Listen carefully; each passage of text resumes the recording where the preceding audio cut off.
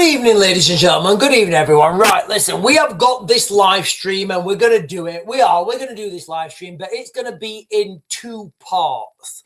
I'm not going to break it down into two live streams. This is going to be in two parts. So the first part of this live stream is going to be the news of the hour. Excuse me. The news of the hour from the BBC, and let me share this with you guys right now. We should send boots on the ground into Ukraine. I'm going to be talking about this article here. UK should send non-combat troops to Ukraine now. First of all, I don't even know what that means. What's a non-combat troop? Does he mean chefs? Does he mean clerks? Does he mean mechanics? Like, what does he mean? What are we sending? Are we sending chefs to Ukraine? Okay, first of all, it's a little bit misleading, the article, but look, what it does mean, what I mean by misleading is there is no such thing as non-combat troops. Does not exist. Like international law, ladies and gentlemen, non-combat troops does not exist. Oh, I joined the army. What did you join the army for? Oh, because I don't want to do combat. Oh, all right, okay, right. There is no such thing as non-combat troops. I love Boris, I do, but he's totally wrong on this one. So that's the first part of the live stream, what we're going to be talking about today. Also, the second, additionally, the second part of the live stream, yeah, we are doing this in two parts, ladies and gentlemen. Yes, we are. The second part of the live stream is going to be something I told you that would happen. And look, let me be quite clear. This is a dark. We're heading for dark days in the United Kingdom. I mean, on the streets, if you live in the United Kingdom, as in like if you are alive and you live in the United Kingdom, dark times are coming. So we now have Templar crosses arising in the United Kingdom. And just for those of you guys who don't know what a Templar cross is, that there is a Templar cross. That is a Christian war cross. That's what. No, hang on. What's going on here? What's going on here? What have I done? I don't know what I've done. Right, let me stop sharing.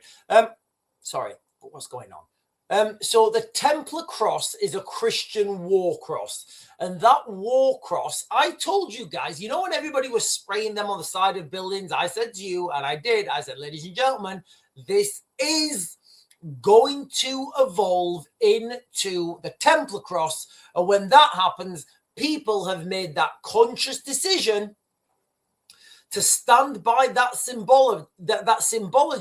I think that's the right word. I don't know, guys. I'm 6 pints in. Let's just deal with it, right? But the Templar cross has now been produced en masse in Manchester. So that's going to be like the second part of the live stream. So let's just go to the first part, guys, because I don't know how long this is going to take. So first of all, before we get on to all these things, make sure you like, comment, subscribe, bell notification. I'm looking around now and I'm trying to see, I'm trying to see if I've got any alcohol in here, but I don't think I have, guys. I don't think I have, which I'm not sure how I feel about that.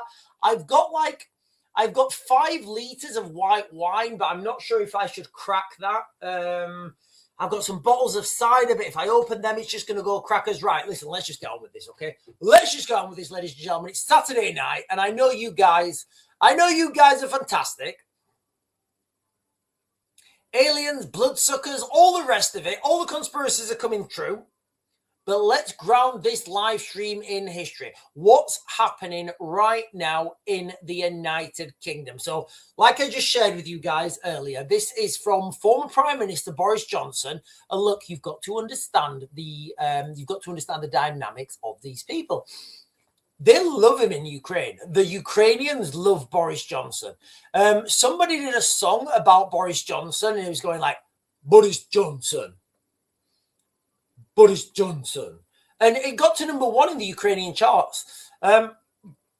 So they do love him in Ukraine. Now, speaking alongside Admiral Tony Radakin, the former head of the armed forces, the former head of the armed forces, Boris Johnson, in an interview today with, I think it was the BBC, I've just shared it with you, he said quite openly, quite clearly, we need to deploy forces now. to safe, peaceful regions in purely supportive roles. Logistics training, reassurance, that sort of thing. And here's the thing, guys, okay? If we're already sketching plans for a coalition of the willing to station peacekeepers there after the ceasefire, plans the current government under Keir Starmer are quietly advancing with France, why on earth are we waiting for Putin to agree to this? If we can have boots on the ground, after the war, he put it, why can't we have boots on the ground now? And look, okay, I'll let you guys know where I am. I've got friends who I consider family who live in Ukraine. I am for protecting. Look, guys, let me just throw this out there. Let me just throw this out there, right? I'm against all wars. They're all ridiculous. I'm a veteran of I've been to every conflict in the world that's been fought in the last, since 99. The only one I've not been to is Gaza. So I do understand. I know my way around a battlefield a little bit, right? All wars are pointless, guys, all right? We should stop fighting each other as humans. We should stop fighting each other as humans and pool our resources and build spaceships. That's going to happen at some point anyway. So why are we fighting among each other before that happens? It makes no sense to me. But listen. Who am I to talk? We've got Keir Starmer, and he's clearly smarter than me. So is Diane Abbott, David Lammy, Jess Phillips. They're all clearly smarter than me, right? I would love to debate those guys on anything. Literally, I would turn up to their own playground. I'd pull their dubby out their mouth, and I would give them a right old intellectual beating in their own playground, because I don't think any of these guys are worth their salt. Anyway. So Boris Johnson is framing this as a simple political act, a declaration that Ukraine is free, independent, sovereign nation and not some vassal state of Moscow's backyard. And listen, guys, I'm going to be quite honest. Boris Johnson's argument is quite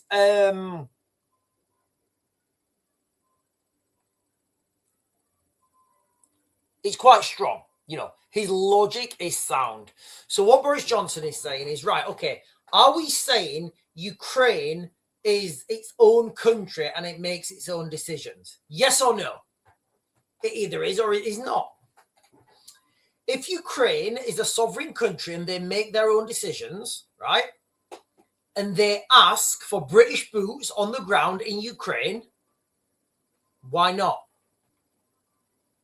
Why not? The Ukrainians have asked for it. We don't have, the Ukrainians don't have to ask the Russian permission, right? And this is why this is so dangerous. It's so dangerous because of the optics. The Russians are not going to see this as, Boris Johnson going out there and wanting X, Y, and Z. They're going to see this as a direct provocation of NATO boots on the ground in Ukraine. This is ultimately going to lead to mission creep, mission slip, which it always does. There isn't a conflict in the world that doesn't lead to mission creep, mission slip, whatever you want to call it, whereby you start, for example, imagine you've got imagine you are tasked with providing security to the British Embassy in country X, right? Or whatever. Okay. That's your task, right? You've got to provide security to the British Embassy in country X, all right?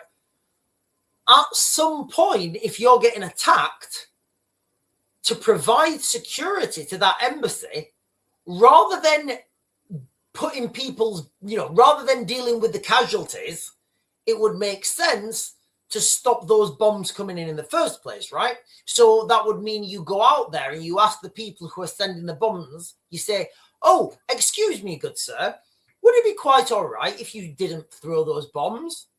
And then if they say no, then you ask them again, then you ask them more robustly. You guys know where I'm going, right? So the line between offensive and defensive becomes very blurred. So what they're saying is, and what Boris Johnson is saying, if Ukraine is truly a sovereign country, then it's up to Kiev, not the Russians, who can come into Ukraine and show solidarity. Sending peaceful ground forces today, he argues, would flip the switch in Putin's head. Shift the psychology, remind him that the West isn't bluffing, that our commitment runs deeper than delayed weapon shipments and stern statements. You can't argue with that logic, guys. You cannot argue with that logic. On the one hand, Boris Johnson is saying, look, if we've already agreed, if the agreement is already in place for British boots on the ground in Ukraine when there's a ceasefire, why not now? Why not now? Like, if that's already agreed, why not now? If the Ukrainians are asking, why not now? Do the Ukrainians have to ask for Russian permission to have foreign troops on their land? That doesn't mean the Ukrainians are sovereign at all, right? It's like, imagine if Britain had to ask the French if we could have US air bases in Britain. Hello, Macron. That's not his, I don't even know what Keir Starmer's accent is. Hello, Macron. Yes, of course, Keir. How are you? I am on the train with my friends. We are having a very good party. Are you coming? That's not Macron, right? I can't do the French accent, but you guys know where I'm going, right? If it comes down to the context that the Ukrainians have to ask the Russians for permission, how does that make Ukraine a country on its own? And look, guys, I totally get in the chat, there's going to be people with adverse opinions, diverse opinions. Some of you guys are going to be saying we shouldn't get involved. Some of you guys are going to be saying whatever. And, I'll jump onto the chat in a minute, all right? This is what they're saying, all right? And look, let me be quite clear. I've got lots of friends in Ukraine who I consider family, but I also understand your concerns.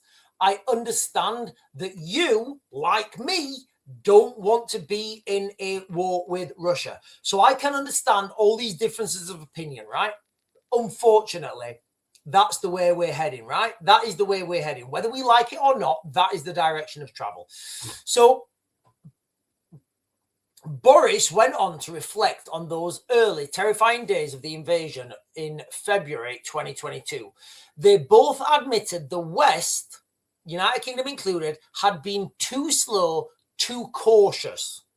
I agree. How many times have I said, if Britain, right? If Britain had have deployed 16 air assault day one, week one, there'd be no Russia left right now. Russia would be over. I promise you guys. The Russians, when they invaded Ukraine, could not deal with the ferocity of 16 air assault, which is Britain's rapid deployment unit, right? Brigade. The Russians couldn't deal with that. 16 air assault would have pushed them all their way up on foot to Moscow. That's the reality. There'd be no Russia now. Unfortunately, we have spineless politicians who would rather the slow burn rather than the fast fight. Zelensky asked for tanks, jets, long-range missiles. We debated for months, and they're right. Then eventually delivered what was needed. And every time it tilted the balance against Putin. We've always delayed needlessly, Boris said. And he's right. Boris is absolutely right. In any conflict, you need to take decisive action early on. There's no caveat to that. If you are in a conflict, you take decisive action early on. This comes to whether you're in a street fight, if you're in a street fight with someone, if you're in an international conflict with someone, decisive action early on will always, first rule of warfare, right? Whoever can increase their violence quickest normally wins. So, like Boris is saying, the West have been delaying their actions needlessly. And that has cost lives. It absolutely has, guys. They're calling it incrementalism, the slow drip of support that left Ukraine frustrated and the front lines grinding on. The one who truly suffers when we escalate our backing is Putin himself. Now, this isn't about rushing into combat, and I don't think, and it isn't. Boris was crystal clear. He's talking about not sending war-fighting troops. Again, I don't know what that means. I don't know what that means. I don't think there's any such thing as non-war-fighting troops, but whatever, that's what they're saying. It's about sending a message to Putin. It's about sending a message to Putin saying, listen, we are willing to put boots on the ground without your say-so or not.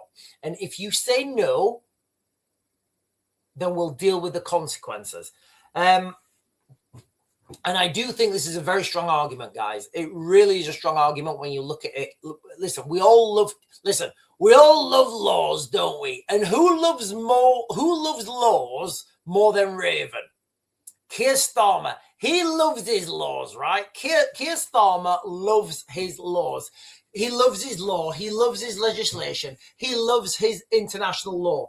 Now, this is going to be a difficult one for Keir Starmer because Keir Starmer's got to think, right, okay, well, with international law, if Ukraine is a sovereign country and they are requesting British boots on the ground, that's acceptable in international law because it absolutely is. It absolutely is acceptable in international law. Again, look, guys, I'll be quite clear. International law is bullshit. It doesn't mean anything. It means absolutely nothing. Right. So that's what's happening, right? That's what's happening on the Ukraine front. Boris Johnson's coming out and he's rattling the saber. Right. Let's jump onto the violence that started on our streets. In fact, you know what? Let's get some questions first. James Brooke is quite rightly putting, in fact, hang on, give me a second. James Brooke is quite rightly putting, Ukraine cannot win. And, you know, he's right. You know, Ukraine on their own can't win. They don't have the manpower. They don't have the capacity. They don't have the training. The only thing that's like, literally the only thing that's stopping the Ukrainians right now from all going to the candy shop is how efficient they are with these quadcopter drones. But essentially, that's not those quadcopter drones are not they're not game changing. At best, all they are doing is slowing down the inevitable. And the inevitable is the Russians moving forwards every day. And I'll jump onto the war map in a second. Hang on, sorry guys, let me open a couple of screens up because I was caught off guard. I've been doing some tidying in the house. I've just got two more screens actually to open up. That one. Do you know what? I've got some really good ones here actually. Two more. Maybe two more, maybe three more. Oh, come on, four more. Two more. They're all good. I can't close any of these down, guys. These are really good talking points. Yeah, these are good, right? I've got one more, I think. Da, kanishna, chuvak. Yeah, good. Right, okay. So, as James is saying, quite rightly, no way Ukraine can win.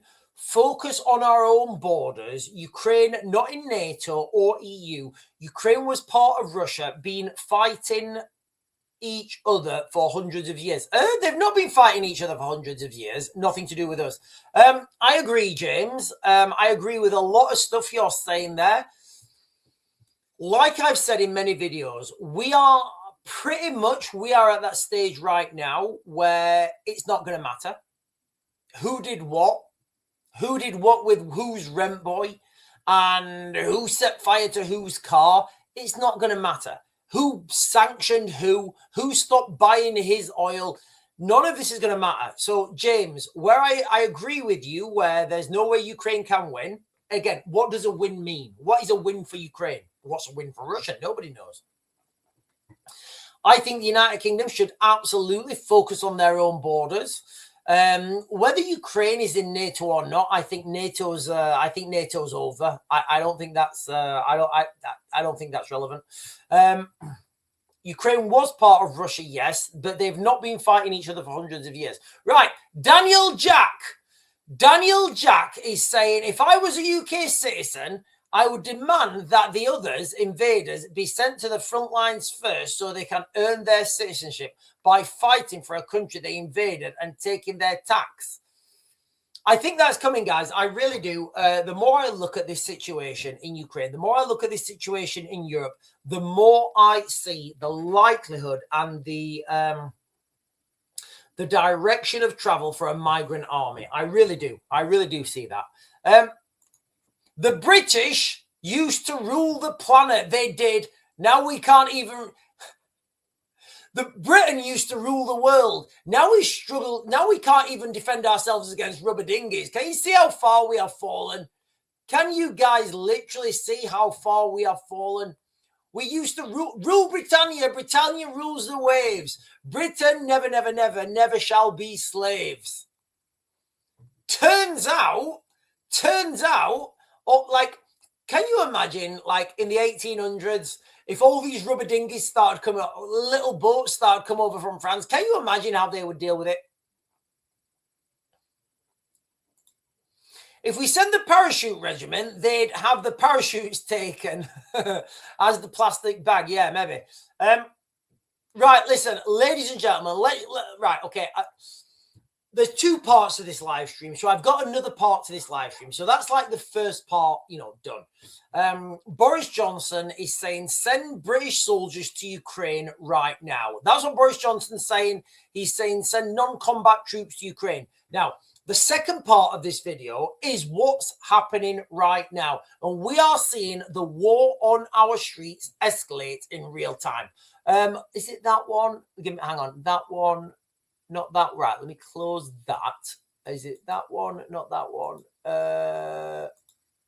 No. Oh, God. Maybe I've closed it. Hang on. Where's that? Ah, there it is. Right. Let me share this with you. So, you guys who've been following me for a while, remember when I said the George's Cross will turn to the Templar Cross? Turns out that happened in Manchester today.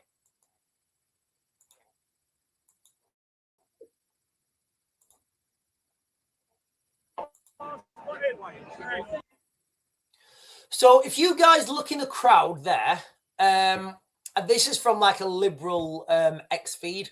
I do have a peep on them now and then. So if you guys look in the crowd there, there's no denying the amount of black and red Templar crosses, right? Can you guys see them? Maybe it's AI. I don't think it is. But the amount of Templar crosses now, Templar crosses are synonymous with crusades, Christian crusades against Muslims. It's a powerful escalation. Now, I know it's only symbolic, but when people unify around something, around something that's not a person, look, everybody's been unified around like Tommy Robinson, then Nigel Farage, now Rupert Lowe. They're men, right? They are men. They've got a schlong and two dongs. They're men, right? Men can be corrupted. Men can be bought. Men can be put in prison or worse, right? Men can fall from grace. A symbol is a symbol. You can't send a symbol to jail. You can't bribe a symbol. You can't corrupt a symbol. That symbol is as powerful regardless of the politics around it. Now, that symbol that we are seeing right there in the crowds, the Templar Cross, the Knights Templar, that symbol invokes a lot of charged energy. So let's see what's happening.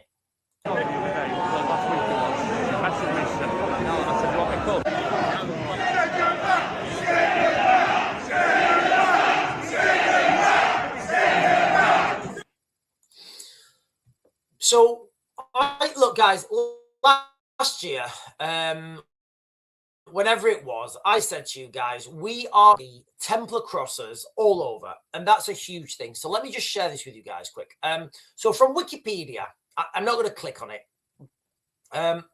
This is a Templar cross. Now, this is a war symbol. This is what the Christians used when they were on the Crusades against the Muslims. There's no denying that. That's from Wikipedia, right? The Templars were closely tied to the Templars were the Templars were closely tied to the Crusades. So the cross of the poor fellow soldiers of Christ and the Temple of Solomon, mainly known as the Knights Templar, was a military order of the Catholic faith and one of the most important military orders in Western Christianity. They were founded in 1118 to defend pilgrims on their way to Jerusalem, with their headquarters located on the Temple Mount, and existed for nearly 2 centuries. So that cross that we are seeing, that cross that people are waving now in Manchester, the Templar cross, that's an invocation of, Templarism and the Holy War and the Crusades against the Muslims. Whether you guys want to go peace and love and kumbaya and equality, I don't care. That's what it stands for. It's totally fine if you guys want to argue, but that's what the Templar cross stands for. I said that this was coming, right? I said quite a while ago that this was coming. I said you are going to see, excuse me, you are going to see the cross of St. George be changed out for the Templar cross. Now, I've got some footage from some of the scenes in Manchester, so let's just share these with you guys. Where do we go? That one, right. So some of the violence that's happening in Manchester. Can I share this?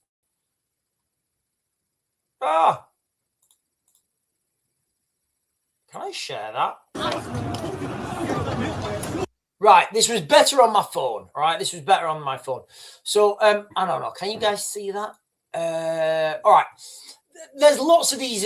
There's lots of these images, guys. Lots of this footage online. I'm just going to play this through. It's not the best footage. It was a lot better when I was watching this on my phone. What am I doing? There we are. Come on! So can you see the guy there? He's just attacked the other guy. That was assault, right? And the police did nothing. Tell me I'm wrong. Watch this again.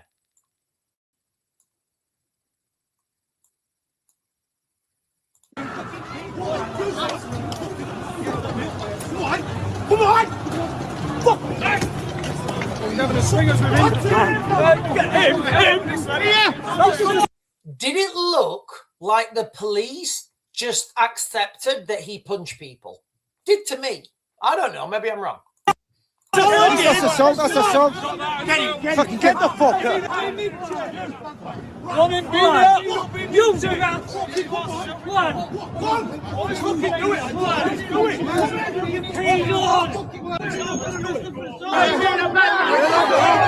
it. Right, if you guys look at the guy there in the middle, I've got another video, and I think the other video that I'm going to share with you guys is reference that guy in the middle there. I don't know. I think it is. I don't know. Look it down. Look it down. Look it down. What? Look it up. Look it up.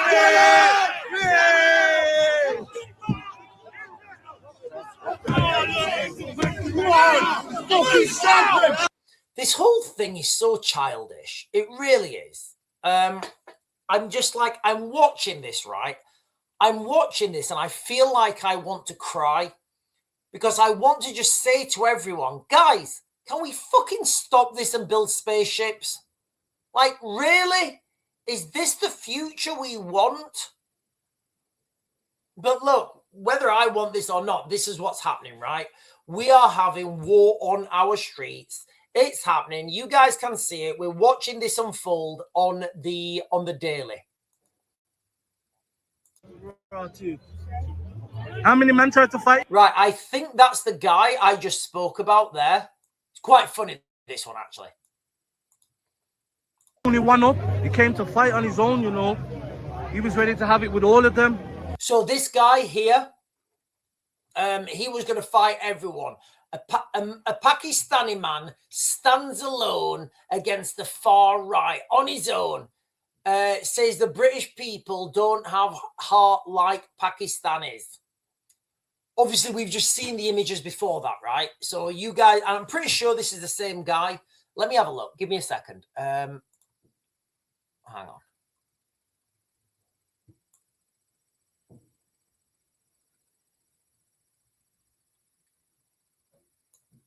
Right, what do you think, guys? Do you think that is the same guy there? Let's have a look. I think it is. I think that's the same guy. Right. 1, 2, 3, 4 ribs on his coat up to his elbow, right? So let's go that. 4 ribs on his coat up to his elbow. Let's have a look on this other one. He's got his hands behind his back. Hang on. Right. 4 ribs on that coat up to his elbow. Give me a second. He's got his hands behind his back. Right. Sorry, guys. I'm just trying to make... I do think that's the same guy. Right. So he's got a double hoodie on. Let's look at that. He's got a puffer jacket on the outside and a hoodie on the inside. And look at the shape of his ears. Right. Let's check. Let's go back. Sorry, guys. I do this forensic stuff all the time.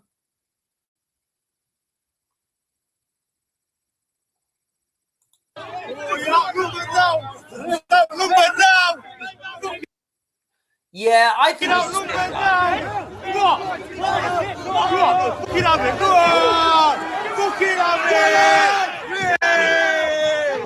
Anyway, right, let's continue with it. I do think that's the same guy, all right? Anyway, let's get back to the beginning. So this is a propaganda that's been thrown out there. So you guys can understand now, there will be lots of young Pakistani men watching this, you know. Earlier on, we were talking, I was sharing a video with you guys, and I said, listen, I watched the video, and the video was of an American who came to the United Kingdom. This was yesterday. I've said this like 3 times now. There was an American who came to the United Kingdom, and he was shocked that people whose mum and dad were born in the United Kingdom. So your mum and dad are born in the UK. You're born in the UK. You class yourself as Pakistani, and you know, and English isn't your first language, and you still have a Pakistani accent. So there will be a lot of young men now watching this, thinking, I don't know, we need to get there into Manchester and show them what we made of, lads. Come on, let's get there. You know, or something like that. You know, what they're saying is he came on his own. Just on his own, one Pakistani man stands alone against the far right. I think he would have won. Honestly, guys, I do. One single Pakistani man against 500 Brits. I do. I think he would have won. And I've just realized I'm not sharing that. I'm sorry, guys. Let's go back because I totally made a mistake there, right? I totally made a mistake. Right. Let's play this through.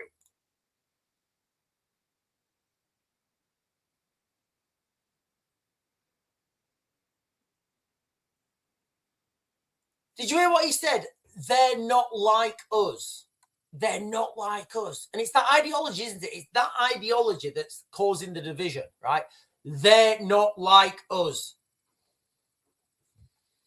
Honestly, can't we just build spaceships? Can't we just say, honestly, I just want to cuddle everyone. I want to say, look, can we all just stop this silliness, right? Can we all stop the silliness? Why don't we, right? Right, why don't we, instead of fighting each other on the streets of Britain, why don't we all, you know, pool our resources, build a spaceport and start building spaceships and going to space? Wouldn't that be a better, like, wouldn't children, you can imagine now there's kids and parents in the background, you know, rushing their families away. Wouldn't it be better to, what would you rather wake up to? Single Pakistani man, he stands alone against all British far right. Or Britain unifies and builds space infrastructure. It's so silly.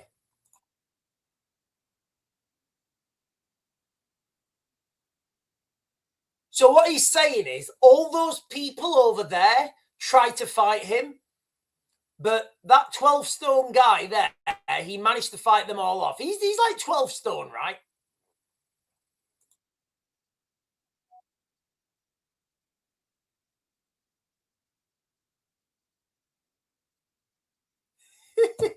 It's so silly. It's so silly, guys. It really is.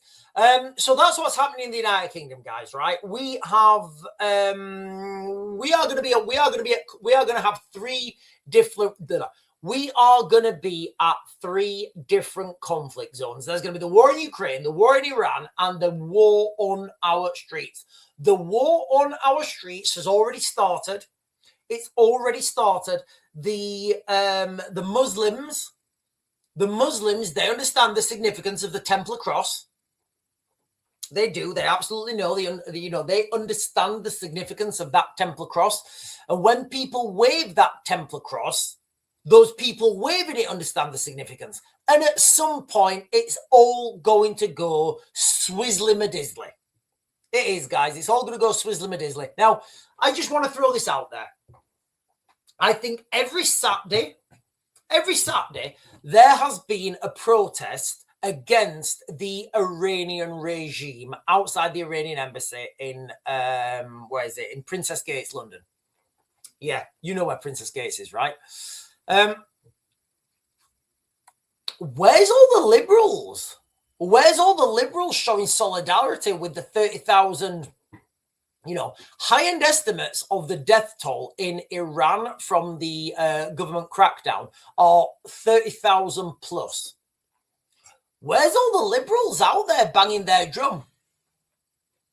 Iranian regime, please do stop. You should not kill our people. Where are they? But do you know what's going to happen? As soon as the United States starts sending airstrikes in, all these motherfuckers are going to come out the woodwork, banging the drum. Donald Trump, you are so bad. We want the Iranian regime to reign. Like, they're doing bad things in Iran, guys. They're doing bad things. I was in the army with a Persian guy, and he was a solid guy, great guy. Absolutely no solid guy. And I don't say that about many people. Really solid guy. He was sniper, so it was a bit weird, but it still a good guy. So where's all the liberals out about that? We have the conflicts on our streets right now. It started. Normally the weather gets a little bit warmer before this sort of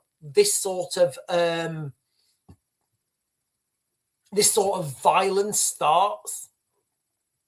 You've got to understand now the propaganda from both sides. The propaganda machine from both sides is... Guys, am I still on? Guys, am I still sharing? I don't know if I'm still sharing. Am I on? The screen's gone and it's just jumped back on. I don't even know if I'm on anymore. I may have just been talking into space for I don't even know how long. Am I still on? Right, okay, yes, okay. Thank you. Thanks, guys. Sharing is caring. It is indeed, Slim. Tim Linsky is saying yes. Okay, thanks, guys. Right, so they're the two things that are hitting each and every one of us right now, guys. They are. They're the two things that are hitting everyone. No, Sean, your gun can't see you with my ears. Right, let me jump up and get some comments on the chat, ladies and gentlemen. Listen, guys, if you're on for the first time and you've not done so already, please hit those buttons down below. Like, follow, comment, subscribe, bell notification. All those things that help this channel grow. we are talking today about the two things we're talking about today, guys, okay? Boris Johnson's come out and his argument is solid. He's got a solid argument. You know what's very difficult? Like, I used to hate it when I was in the military and somebody used to present to me a solid argument. It was so annoying when somebody gives you a solid argument. So Boris Johnson's argument for boots on the ground in Ukraine is absolutely solid. What he's saying is, if it's already been agreed by the government, why are we waiting? Like, why are we waiting for Putin to say yes? Because if it's already been agreed by Britain, why does Ukraine need Putin's permission to put boots on the ground? Can you imagine if that was the other way around and we had to ask France permission to put boots on the ground in British American air bases in the United Kingdom? Doesn't make sense, right? So Boris Johnson's argument is solid. It really is, guys. It's absolutely solid. And the war on our streets, it started. I'm going to be sharing that with you guys again. The Templar crosses have been flying, like I said they would, and the violence has begun. This is how it starts. You can see now moving forward the conflict on our streets, the division, the tribalization. Oh, we're Pakistani community. Oh, we are Somalian community. Yeah, we're British. All these different communities. First of all, like, if you want to be a Somalian community, go to Somalia. If you want to be a Pakistani community, go to Pakistan. Like, if you want to live in Britain, be part of the British community. It's totally fine. You'll be accepted.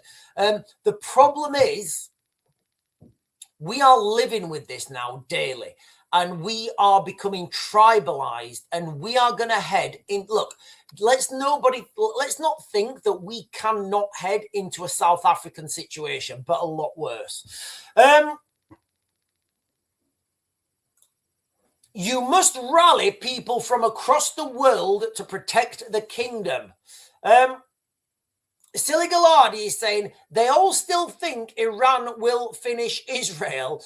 They will support North Korea if they thought it would help. It is crazy. It is absolutely crazy, Silly. As someone who lives in the United Kingdom, right, and I'm watching these protests, and I just think they're all ridiculous.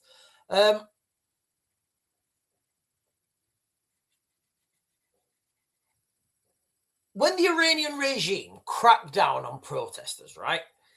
First of all, let me just be clear, because I don't want to, I don't know the numbers, right? I don't know the numbers. The high-end estimates are 30,000 people. 30,000 people. In the space of maybe 3-4 weeks, being taken to the candy shop by the Iranian government, right? That's the high-end estimate. I obviously don't know what the real numbers are, and whatever the real numbers are, whatever. That's the high-end estimate, right? So let's just go with that, the high-end estimate. There has been zero outcry from the liberals in Britain. The liberals in Britain who are all for peace across the world, and they want peace and love, and they want everybody to cuddle each other. It turns out, if the Iranian regime wants to take down 30,000 people of their own, want to take down 30,000 of their own people, turns out, they're not bothered about that. It's just like, we're living in wild times, guys. We're living in absolute crazy times.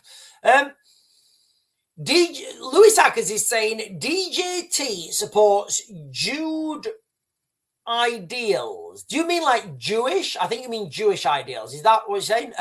100%, as do they all. Look at the majority of American and Western governments. Call me out, but the truth hurts.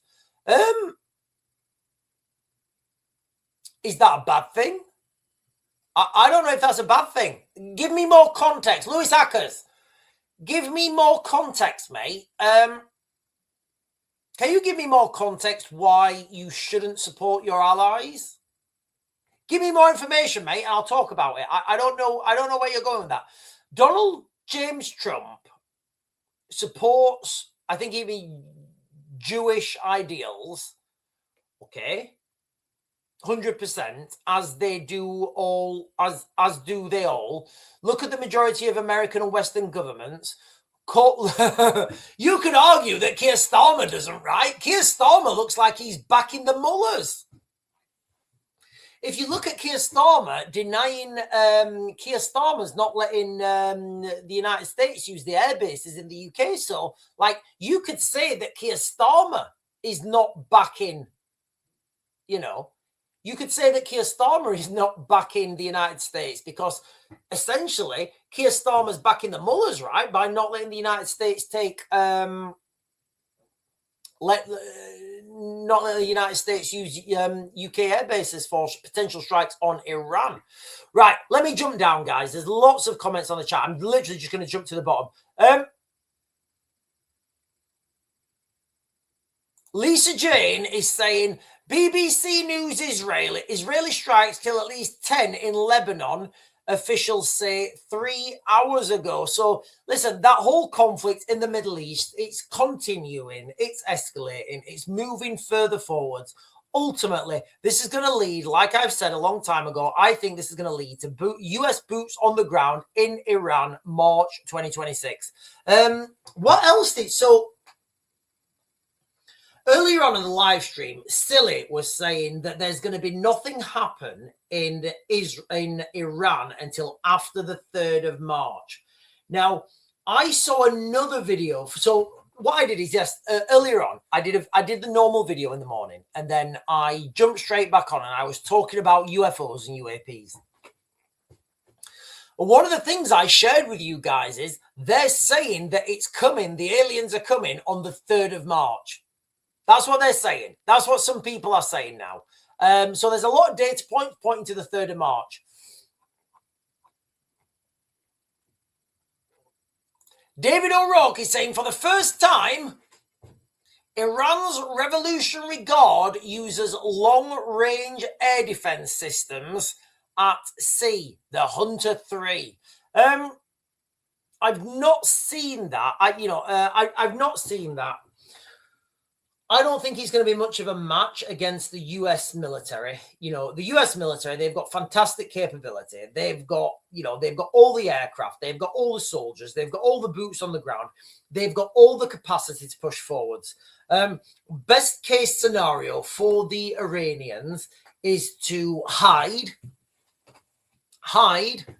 save their munitions, and wait till boots are on the ground. That's what I think the Iranians will do. I don't think they're going to put much of a fight initially, because they can't. What I would do is I would use if I was the Iranians, I would say, right, okay, I'm going to play possum. I'm not going to fight back. I'm going to decommission all my air defense. I'm going to let the Americans get custom, because there's nothing you can do anyway, right? There's nothing you can do anyway. So I would wait till the US boots were on the ground, and then I would bleed them. I would make them pay. Louis Ackers is saying Masonic numbers at play in the chat. Oh no, what Masonic numbers are there? Tell me the Masonic numbers. I'm new to all this stuff, guys. I'm new to all this stuff, right? The first thing when was it? The 19th, like a couple of days ago, when Andy Windsor was arrested. That blew my basil. It absolutely blew my basil, guys. 666 days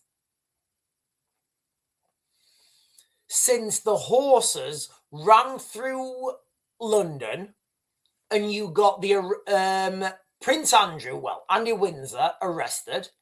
And you got Donald Trump saying he's going to release evidence of UFOs and aliens 666 days afterwards. And I was like, I can't oversee this. I can't not see what I'm seeing, right? And then Andy Windsor was arrested on his 66th birthday. Like, you can't not see this stuff, right? I don't know what it means. I really don't know what it means, but, I really don't know what these Masonic numbers mean. But,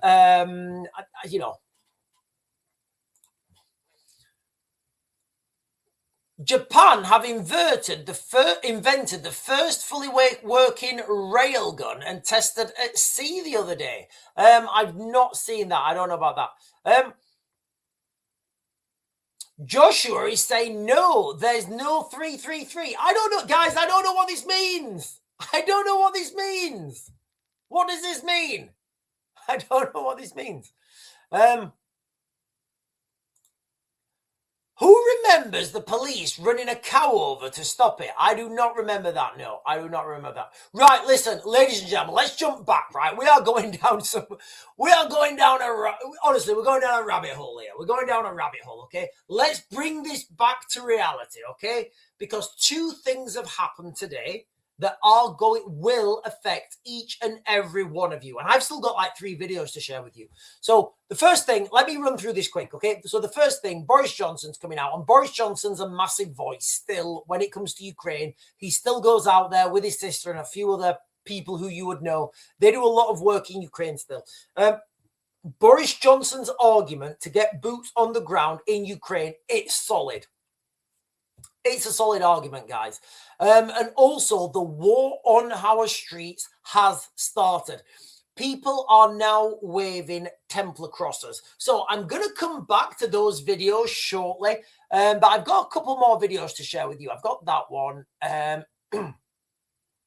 Okay, senior military figures are telling Starmer he must let the US use bases for Iran strikes. So look, what I'm getting from this, and this is an article from the Daily Mail. I'm really struggling for time now, guys. So from an article from the Daily Mail, senior military are telling Starmer he must let the United States use bases, British bases, for strikes on Iran. Now, what this says to me is something I've been saying to you guys for a long time. The military do not like Keir Starmer. I've got friends in the military. They would never say it publicly themselves, and I would never point the finger. But the people serving soldiers in the military, they're not big fans of Keir Starmer. They're not. And this is all leading towards that US takeover. You've got to understand, right at the top echelons of the military, the British and the United States, they work really hand in hand. Can you guys remember when the Edward Snowden scandal broke about US intelligence services spying on their own people? Well, what was happening was, I don't know, the CIA. There's no such thing as the CIA, right? There's like the CIA, and then they fund smaller organizations to do whatever, and then it's very compartmentalized. But anyway, whatever. Same as GCHQ. So the British intelligence service and the American intelligence service, they were not allowed to spy on their own citizens, right? So imagine I'm sat here in the United Kingdom, and Galloway Raider is in America, right? I would say to Galloway Raider, I'd say, listen, mate, I'm not allowed to spy and hack people in the United Kingdom, but I've got all these people I need to spy and hack. Can you do that for me and then just pass me the information? And then Galloway Raider in America is like, "Aye, right, Ken, I'll do that for you right now." And then Galloway Raider would say to me, "Here, Sean, I've got a few people in the United States that I kind of need a few phone traces and a little bit of hacking done. Can you help me out?" So the British would spy on the Americans, and the Americans would spy on the British, and then they would swap those files. That's how the scam worked, guys. That's how the scam worked. So, British and American intelligence services, they are, they're one of the same pot. Now, what this is going to lead to, I believe, is a full-scale United States takeover of the United Kingdom. Think about it, right? Just consider this, right? Consider this. Consider UK Special Forces and 2 battalions of parachute regiment. March into London, they say, yeah, we're in control now. They take all their guns. And I don't know if you guys know this, but how easy it is when you're in the military to get guns and stuff. Like, if you're in the military and you're the commanding officer, you can go to the stores and get rocket launchers, grenades, like 50 cal, anti-tank, anti-tank stuff. Like, you can go and just get that and it's totally fine. Absolutely. Like, nobody bats an eyelid. So can you imagine, right, a scenario in the United Kingdom where US-backed UK Special Forces with, some battalions of the British military went into Westminster, took control of Westminster, and they said, yep, we're in charge now. No, we're in charge. We are in charge now. Who would stop that? Like, who would stop that?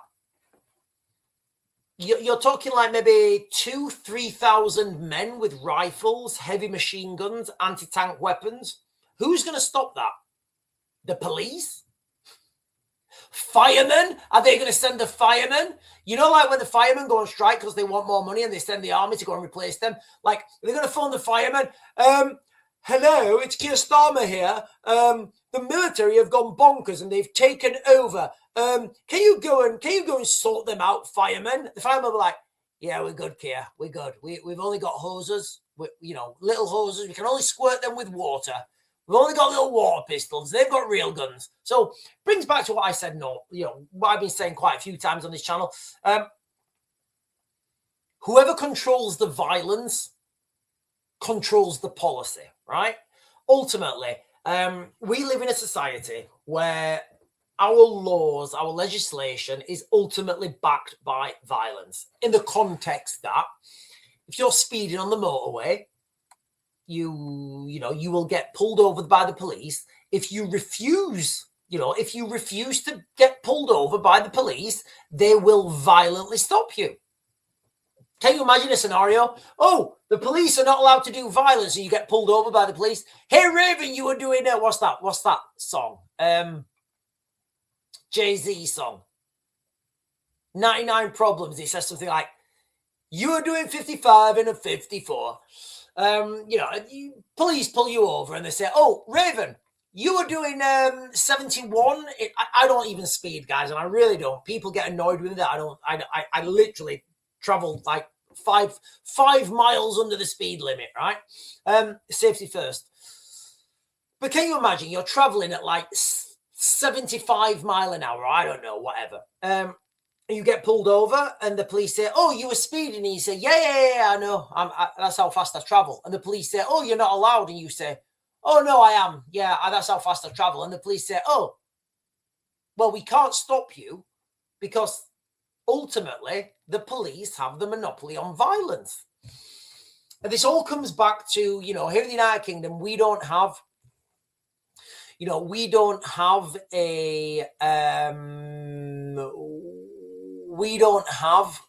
any way to oppose a government. We don't, unfortunately. Sorry, I'm digressing. Right, ladies and gentlemen, let me jump back on track because I've still got videos to share with you guys. Right, so that's one article there from the Daily Mail.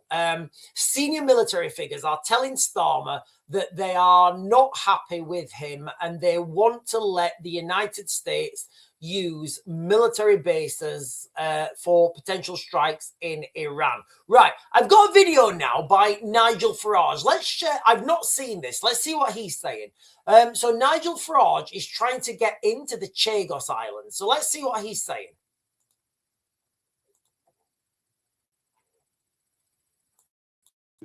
From that island, 55. I'm here in the Maldives. It's Saturday, and 200 miles over there is Ile-de-Quoi, British territory that has now been settled by British citizens, and yet the British government is doing everything it can to get those people off the island. A couple of them have said they'd rather die than be taken away from their homeland. One of them was forcibly removed from that island 55 years ago. And now the British government want to do it for a second time, which is monstrous. You can see over here in the distance, that's the boat. It's come back to the Maldives. It's going to be going back and frankly, medical kit, humanitarian aid, food, etc. And we're doing that because it's the right thing to do. I've come here to help the mission. I was hoping myself to go to the island. I'm just not going to have time. There's a by-election to get back for, but I will come at some point in the future. The Americans, I think, are now scuppering this deal. They were supposed to go to meet the Mauritian government next week. They've decided not to. But here's the most extraordinary thing. The British government are applying pressure on the president and the government of the Maldives to do everything within their power to stop me getting on that boat and going to the Chagos Islands. Now, if I was an ISIS fighter crossing the channel to Dover, they wouldn't give a damn. No, they put me in a hotel, they give me 3 meals a day. But here I am, a member of parliament, leader of a political party that's topping the polls. The British government, the High Commissioner here, they're doing everything they can. They've got search parties out trying to find me, and they do not want me to leave this place. Quite why Starmer has this obsession with getting rid of the Chagos Islands, I don't know. Right, I'm going to leave that there. I'm just conscious of the time. So Nigel Farage is out in the... it doesn't look that nice out there, does it? It doesn't...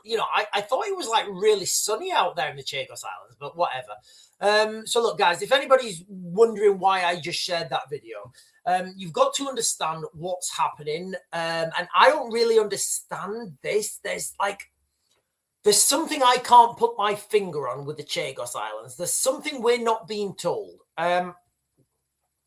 So if you're joining for the first time, you've not heard my explanation, you don't really know what this... So the Chagos Islands, it's not just one island. It's, I don't know how many there is. There's quite a lot of islands.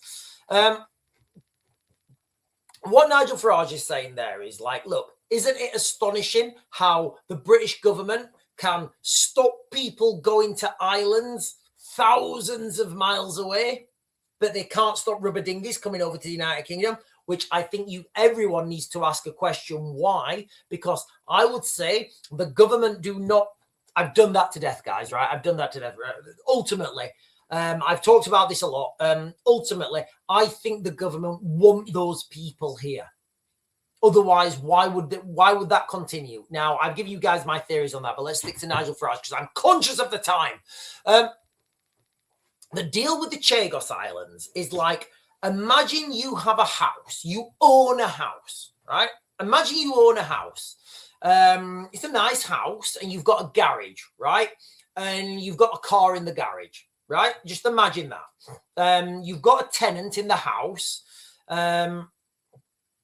Everything's fine. And then you just go next door and you knock on the door and you say,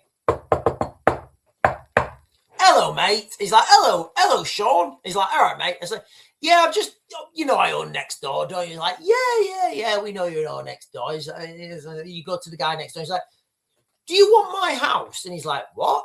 He's like, well, I mean, the proximity to you, this house is a lot closer to you than it is to me. I mean, I live 6 streets away and you're right next door. Do you want me to give it you? And he's like, say that again. He's like, yeah, do you want me to give it you? And he's like, what, you're just going to give it me? And he's like, yep, I'll just give it you for nothing. You can have it for free. And you're like, oh, yes. What about your car in the garage? You're like, well, I'm going to keep my car in the garage. And because I'm keeping the car in the garage, I'll pay you an annual rental fee. What? Guys, does that make any sense to anyone? How is that Chagos Islands deal in the best interest for anyone in the United Kingdom? And then it turns out one of Keir Starmer's mates who was working on the deal, he got paid 8 million. And I'm like, how? How do you get paid? Like, where are these jobs? How do you, right, okay, so if you're working on behalf of the government, right, you work for the government and you should be on a salary, period, right? That's how it works. If you're not working for the government, then you shouldn't be involved in handing over sovereign territory, right? Because you're not working for the government. Makes no sense to me. I think there's a lot more to this Chagos Island deal than we're being told. I think there's something deeper, potentially more sinister about this. I don't know what it is. I've not seen anything in the woodwork yet. And the only thing I'm saying to you guys about that right now is because I'm smelling a rat with this Chagos Island deal. Nobody. Sorry. Nobody can be that stupid. Maybe I'm wrong. But the whole Chagos Islands deal, guys, I absolutely smell a rat with it. I do. I smell a rat with the Chagos Islands. Right, listen, ladies and gentlemen, right, I'm going to start to close this down now. The crux of this live stream, in fact, should I go through? Right, Boris Johnson's been saying boots on the ground in Ukraine, and the Templar Crossers, they have been flying today in Manchester. Like I said they would, this is the beginning. And then you've got to understand the reaction that will, will invoke. So look, guys, let me be quite clear. I think those Templar Crossers are cool as. I think they're like the coolest thing you've ever seen. What does it say on it? I think it says Juice Vault on it, God willing. I think that's what it says at the bottom of those Templar Crossers, Juice Vault. Oh no, it doesn't. It says I don't know what it says at the bottom of it.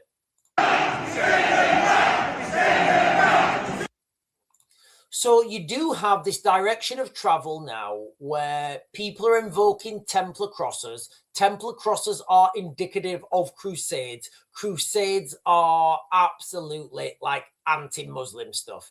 Right, listen, ladies and gentlemen, I'm going to close this down. You guys are fantastic. I'll be back on tomorrow morning at 10. I'll be back on tomorrow morning at 10, ladies and gentlemen. I'll be back on tomorrow morning at 10. I'll be talking about all the craziness that's been happening. I'm going to be doing lots of videos tomorrow. I think I'm going to start doing daily updates on UFOs and UAPs because there's loads of crazy stuff happening. Like even today I was watching videos and I'm like putting these dots together and it's just so crazy. It's so crazy. If you've not watched my my last UFO video, go and watch that, right? Think whatever you want about that. And let's just let time be a vindicator, okay?